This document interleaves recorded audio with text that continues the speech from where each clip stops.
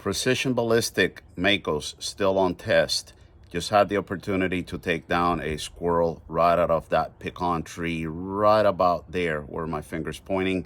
And the tree itself is at 28 yards, and I reckon, I don't know, about 10 yards up the tree or so. And it got hit. It scrambled, like climbed down the tree a little bit, and then it just sort of fell over, and it was at the base of the tree. It didn't go pretty much anywhere. So I'm going to be dissecting it now to see if I can find the spent slug and see what kind of damage. Now here's the thing. On that last one that I took, pretty much at about the same distance, it hit exactly where I was pointing, and it hit right on the shoulder. So I was being called out and says, well, you hit a bone. That's why you have so much deformation. And I purposefully aimed and try to hit a little bit more back, a little bit more of a vital shot into the lungs, but not necessarily to hit the shoulder. And you know, the slug hit true. It hit exactly about where I was pointing. I don't think I hit the shoulder, and I think it went right into the vitals. And like I said, it didn't really go anywhere. Like it did scramble down the tree a little bit, but it didn't know it was dead. Basically, it was just done, and fell over, and right at the base of the tree. Just recovered it. Let's look together for the spent ammo. Okay, here we are. I've positioned the camera so that hopefully you can see what I'm doing here. And I'm gonna use another one of my trusty knives. This is the Bark River Knives Up EDC in A2. And let's see, here's the shoulder. It hit right there. I can see lung tissue and a nice, I mean, that's a nice big gaping hole right there. I'm gonna turn it over again. I'm gonna try to keep things so that you can see. And I could see a lump right here, and I can tell you that that is exactly where the ammo, spent ammo, is. Let's extract it and look at it together.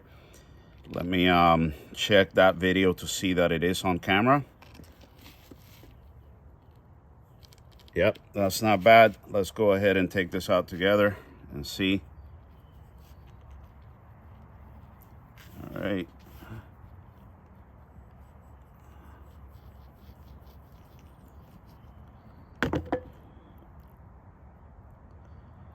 Could see the bubbling there.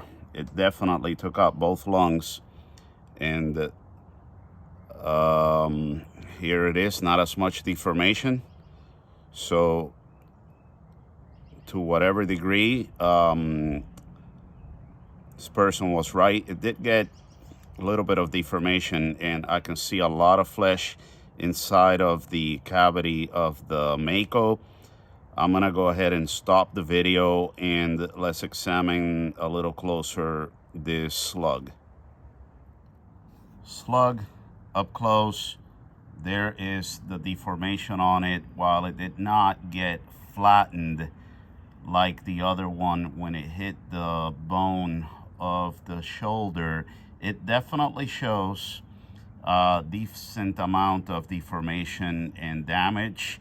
It also collected a decent amount of flesh on its way in, and created a better wound channel, in my opinion. So in conclusion, yes, the Mako did not mushroom out, completely flatten out when it hit just the side wall of the chest of a squirrel at 28 yards roughly. This much is true. But it did deform enough to cause a decent amount of damage. Plus, as I mentioned, not the whole story. And the whole story to me is that this is a sub 12 foot-pound gun shooting a slug quite accurately. I have not done anything to the gun. I have not re-zeroed. This slug hit home exactly where I pointed at that distance and up a tree, a significant amount of incline, and it did its job. So I'm sure at this distance a pellet probably would have done the same. So, you know, there goes that. Like, how much is it worth to spend this kind of money, because they are expensive compared to pellets. It may not be worth it. I don't know that I will spend more money on them or not. At these distances, probably not. The real story is when you get out further, and do they keep the point of impact as compared to a pellet. Unfortunately, I have not been able to get out and do a little further out shooting, especially hunting, but I will as soon as I can, and I will report back to you. In the meantime, I am satisfied with what I've seen here with the Makos, and I'm going to be testing out, at least for hunting, the knockouts that seem to be very promising and are shooting very well out of most of my guns. These are the 10.03 grain, and I am not done either with testing out the Mako. I still need to do the test with the Walther LGV Master Pro, and I might be able to do that today. If I do, I will definitely, release it within the coming days. All right, catch you on the next one.